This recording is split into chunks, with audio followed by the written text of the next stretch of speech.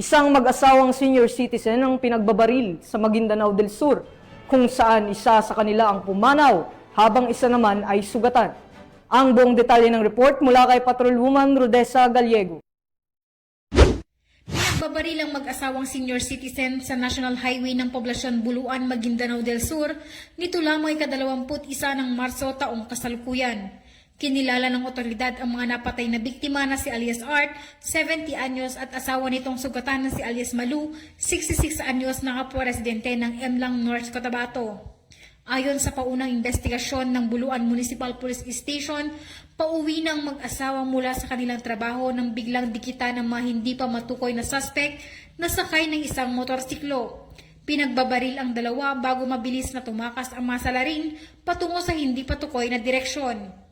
Agad namang dinala sa pinakamalapit na paggamutan ang mga biktima, ngunit idineklarang dead on arrival si alias Art at si alias Malu ay nilapatan ng lunas habang patuloy ang isinasagawang investigasyon ng pulisya upang matukoy ang motibo sa krimen at sa mga likod ng pamamaril. Hinihimok naman ng otoridad ang sinumang may impormasyon hingil sa insidente na makipag-ugnayan sa kanilang tanggapan upang mapabilis ang resolusyon ng kaso.